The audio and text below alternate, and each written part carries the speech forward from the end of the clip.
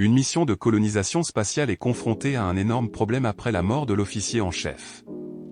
L'équipage sera-t-il encore capable de mener à bien sa mission et d'arriver sur la nouvelle planète? Découvrons-le ensemble dans le film Voyager, sorti en 2021. En 2063, le changement climatique s'aggrave. En raison de cela, plusieurs astrophysiciens commencent à chercher une nouvelle planète habitable pour une mission de colonisation. Comme la seule planète convenable qu'ils trouvent mettrait 86 ans à être atteinte, les astrophysiciens décident de faire des enfants et de les élever dans le seul but de la mission. Par le biais de la fécondation in vitro ou FIV, ils font naître 30 enfants en utilisant les gènes de personnes notables comme des prix Nobel et des ingénieurs du MIT. Puis, lorsque ces enfants atteignent un certain âge, ils commencent à se reproduire pendant le voyage afin que leur petit-fils puisse atteindre la nouvelle planète. Dans ce processus, un homme nommé Richard supervise tout depuis le début. Étant la seule personne proche des enfants, il se joint également au voyage. Richard monte à bord du vaisseau humaniste avec les 30 enfants dont le voyage de 86 ans vers la nouvelle planète commence alors. Plus tard, après 10 ans de vol dans l'espace, les enfants sont maintenant des adolescents. Avec Richard comme chef, tout se passe bien. Chaque fois qu'ils finissent de manger, les membres de l'équipage reçoivent un médicament appelé bleu. Ils ont également des routines quotidiennes, notamment des exercices, des divertissements et des consultations avec Richard. Au cours d'une séance de consultation, une membre de l'équipage, Cella, traverse une sorte de crise existentielle. Sachant qu'ils n'ont pour mission que de se reproduire pour que leurs petits-enfants puissent atteindre la nouvelle planète, elle a l'impression que leur vie est sans importance. Pour la consoler, Richard lui montre la photo de ses grands-parents. Selon lui, il ne les a jamais rencontrés, mais il sait qu'ils ont mené une vie honnête et productive, ce qui laisse présager un avenir accompli pour Richard. En comparant Cella et les autres à ses grands-parents, il pense qu'assurer la sécurité de la génération future est une chose digne. Pendant ce temps, alors que l'équipage se repose, il entend un bruit étrange qui vient de l'extérieur du navire. Le lendemain, au travail, un membre de l'équipage nommé Christopher remarque une toxine qui a été détectée dans leur système d'irrigation. Richard le voit et lui ordonne de remplacer le filtre, puis de refaire un test. Cependant, notant que la toxine provient de leur urine, ce qui indique qu'il pourrait s'agir de quelque chose qu'ils mangent, Christopher interroge Richard à ce sujet, mais au lieu de partager la même inquiétude, Richard se contente de dire que, quelle que soit la toxine, leur système immunitaire est fort et qu'ils ne seront pas malades. Avec son ami Zach, il recherche les ingrédients qui produisent la toxine dans leur corps, mais les informations pertinentes ne sont pas disponibles. Pour cette raison, il se retrouve lorsque tout le monde dort et retourne dans la salle informatique pour pirater le système. Là, il trouve l'ingrédient défini dans l'onglet des médicaments et découvre qu'ils obtiennent la toxine à partir du bleu. Il s'avère que le but réel du bleu est de transformer leur personnalité en Dazao, en éliminant le désir et les sensations sexuelles, ainsi qu'en diminuant leur réponse au plaisir. En lisant tout cela, Christopher et Zach réalisent que le programme les drogue. Commençant à se demander quelles autres choses Richard leur cache, ils continuent à chercher et trouvent un compartiment caché non marqué derrière un mur du pod 23.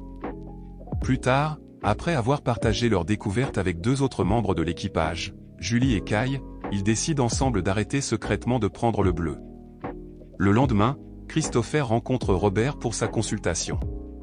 Ne voulant pas dire au chef ce qu'il sait sur le bleu, il demande à Richard ce qui se cache dans le pod 23.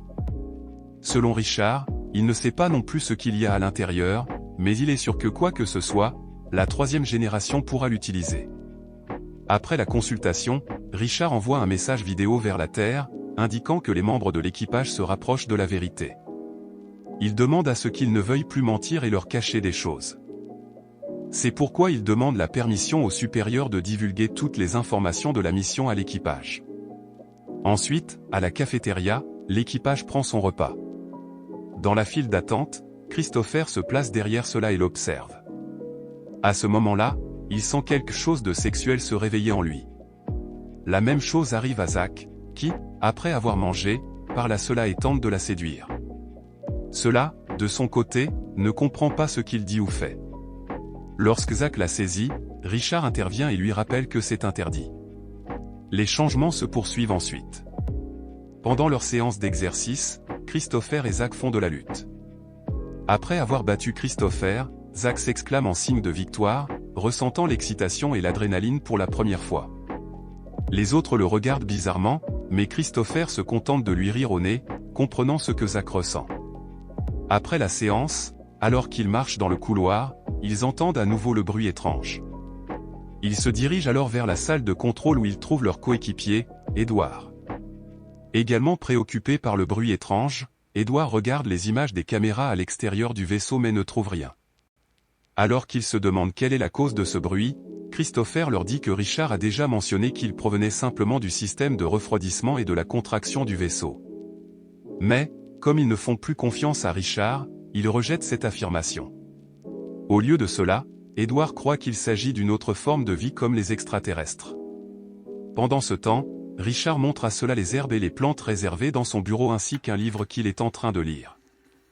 Sans qu'ils s'en aperçoivent, Christopher et Zach sont dehors et les observent.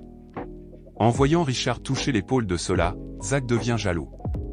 Le lendemain, Richard convoque tout le monde à une réunion, les informant que l'émetteur LCT du vaisseau ayant mal fonctionné pendant la nuit, ils ont perdu le contact avec la Terre. Il devra aller dehors pour le réparer et ordonne à Zach de l'aider.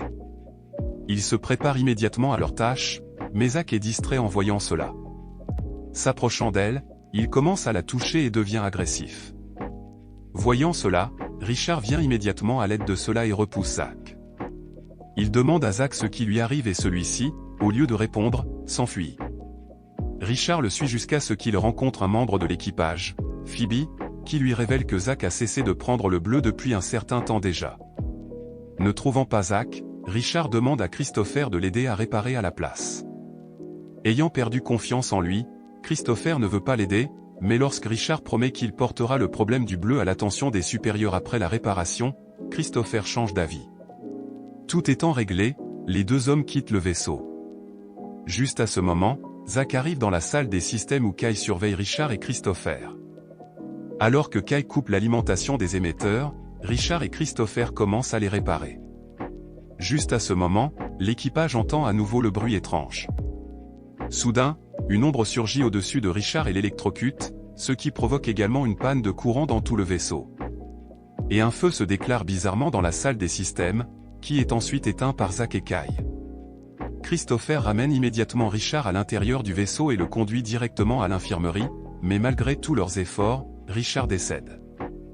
L'équipage se retrouve donc seul sans son chef dans l'espace et le système de tout le vaisseau est en panne. Dans l'infirmerie, l'équipage se rassemble pour essayer de comprendre ce qui s'est passé. Comme Christopher n'a pas été témoin de la mort de Richard, leur seul indice est que Julie a entendu un bruit étrange au moment des faits. Edward déclare alors qu'il a vu une sorte de force attaquer Richard à travers le moniteur, ce qui fait craindre à l'équipage pour leur sécurité. Pourtant, Christopher leur assure qu'ils sont tous en sécurité à l'intérieur du vaisseau et qu'il y aura un moment où Richard les quittera. Maintenant que cela arrive tôt, ils doivent tous s'impliquer tôt aussi. L'équipage procède alors à la réparation des systèmes, en essayant de vérifier la surveillance. Cependant, l'incendie dans la salle des systèmes a détruit toutes leurs archives. À ce moment, Phoebe leur rappelle qu'ils doivent choisir un nouvel officier en chef selon le programme.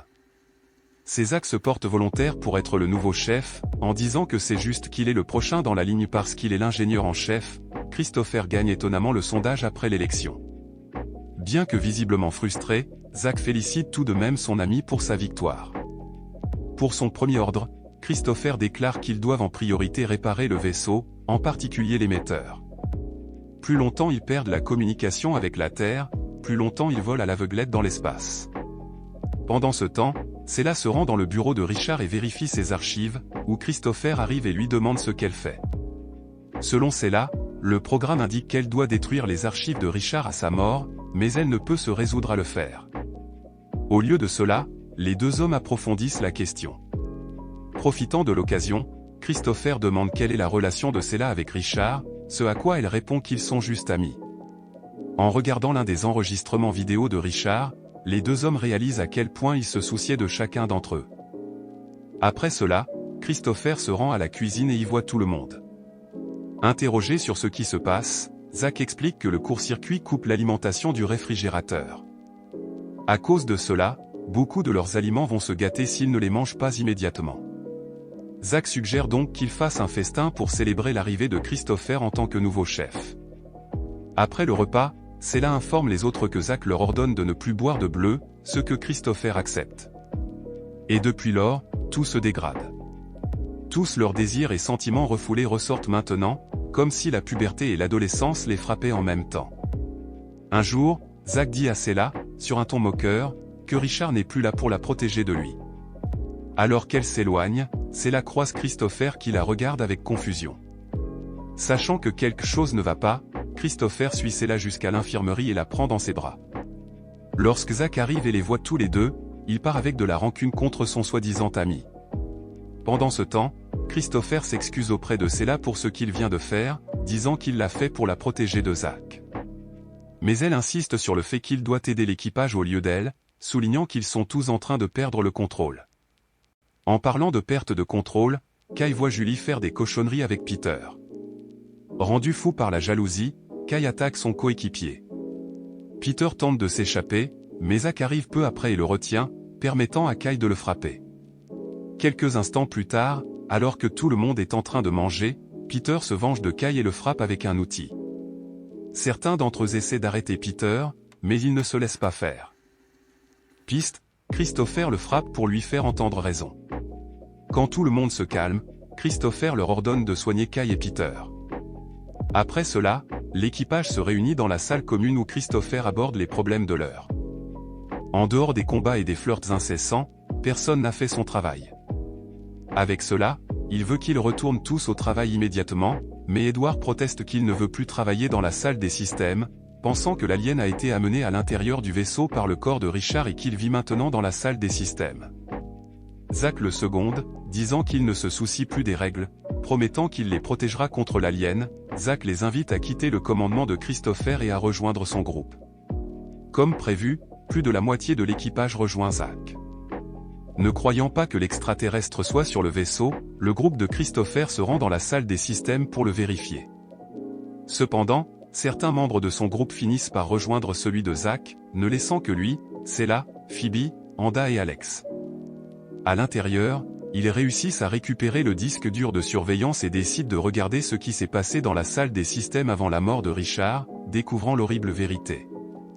Richard n'a pas été tué par un alien, mais par Zach, qui l'a électrocuté avec Kai comme complice. Zach sait pertinemment qu'il n'y a pas d'alien. Il a juste profité du blackout pour brûler les archives de surveillance, détruisant ainsi les preuves de son crime. Maintenant, il profite de la peur de l'équipage à l'égard de l'extraterrestre comme tactique pour que les gens le suivent.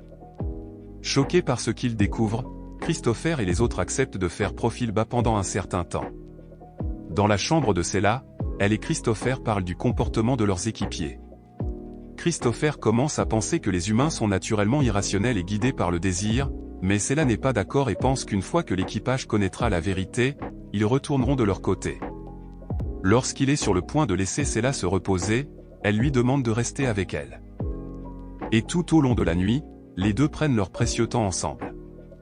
Le lendemain, Zach et Kai frappent à la porte de Cella, ne s'attendant pas à ce que Christopher soit également à l'intérieur.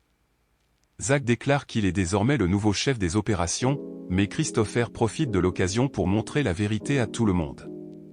En jouant la vidéo de surveillance de Zach et Kai, il montre à l'équipage comment les deux ont assassiné Richard. Au début, il semble que l'équipage commence à se tourner vers Christopher, mais Zach est si bon pour mentir, et selon lui, il a seulement tué Richard parce qu'il a vu l'alien en lui, affirmant également que l'alien peut être dans n'importe lequel d'entre eux en ce moment. Attisant l'anxiété et la peur de l'équipage, il leur fait chasser Peter, en disant qu'il a l'alien en lui. Christopher tente de les arrêter mais échoue alors que l'équipage bat Peter à mort. Après cela, Zach leur ordonne d'amasser toutes les armes potentielles du vaisseau, comme les couteaux, les scalpels et les ciseaux. Christopher, Cella, Phoebe, Anda et Alex se cachent du groupe de Zach, sachant qu'ils seront la prochaine cible de Zach. À ce moment-là, Anda et Alex perdent l'espoir de convaincre leurs coéquipiers, sachant qu'ils sont en infériorité numérique et qu'ils n'ont pas d'armes.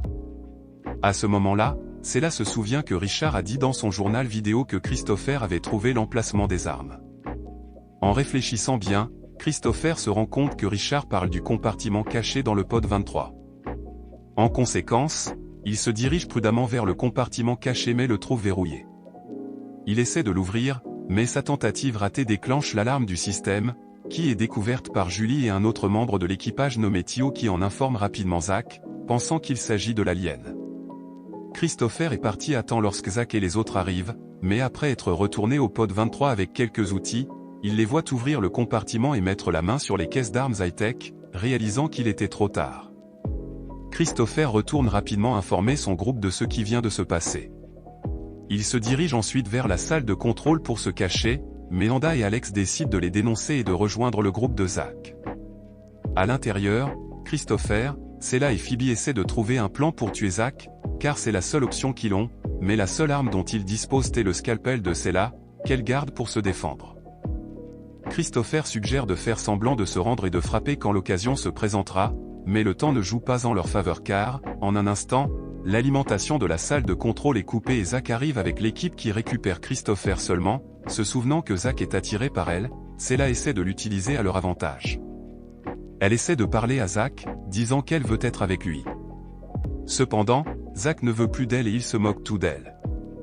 À ce moment-là, Phoebe essaie de raisonner l'équipe, en disant qu'ils n'agissent pas et ne pensent pas correctement, mais Zach lui tire dessus avec le pistolet, ce qui la fait taire. Effrayé, Christopher et Sela s'enfuient. Par chance, ils se croisent immédiatement et tentent de trouver un endroit où se cacher tandis que Zach les poursuit avec l'équipage. Ils finissent par atteindre l'extrémité du vaisseau, le SAS. Réfléchissant rapidement, Christopher ordonne à Sela d'enfiler une combinaison spatiale pendant qu'il recouvre le panneau de verre. Dehors, Zach tire sur toutes les portes qui se trouvent sur son chemin, mais en tirant sur la porte du SAS, il est soudainement aspiré dans l'espace et tombe dans le piège de Christopher. Cependant, Zach parvient à attraper Sela et tente de fermer la porte. Voyant cela, Christopher l'attaque et ils s'accrochent tous les deux à la porte. Mais il n'a pas de chance car il s'accroche à la chemise de Zach. Quand elle se déchire, Christopher est aspiré dans l'espace. De son côté, Sela se lance pour éjecter Zach du vaisseau avant qu'il ne parvienne à fermer la porte. Espérant un miracle, elle regarde à l'extérieur à la recherche de Christopher et à sa grande joie, il s'avère qu'il est sain et sauf car il parvient à s'accrocher au vaisseau. Après cela, il retourne auprès de l'équipage et les informe que Zach est parti et qu'ils n'ont plus de raison de se battre. Pour ramener l'ordre sur le navire, Sela est élu nouvel officier en chef. Petit à petit, ils commencent à reconstruire leur relation ensemble. Lentement, sans s'en rendre compte, ils reviennent à la normale. L'équipage a également réussi à réparer l'émetteur, de sorte qu'ils peuvent désormais contacter la Terre. Dans son journal vidéo, Sela informe les supérieurs que leur nouveau système repose désormais sur le consensus de tous. Chaque décision qu'ils prennent est basée sur le vote de la majorité. Et peu importe ce qui s'est passé, ils n'accepteront plus le bleu. Sela pense que s'ils veulent mener à bien la mission, ils doivent le faire par eux-mêmes, et non sous contrôle. Au fil des années, l'équipage commence à avoir des enfants et leurs enfants grandissent, pour finalement avoir leurs propres enfants. Le film se termine avec Christopher, Sela et l'équipage original, devenus des personnes âgées, arrivant sur la nouvelle planète avec leurs petits-enfants, pour finalement achever leur mission. Voyager est un film simple mais très efficace pour ce qu'il prétend être. Certains films affirment qu'ils appartiennent au genre du thriller, mais aucune seconde de leur film ne procure de frissons. Mais Voyager c'est ce qu'est un vrai thriller. Avec la sensation étrange qui règne tout au long du film et l'excellent jeu des protagonistes et des antagonistes, ce film est un must pour tous les fans de thriller.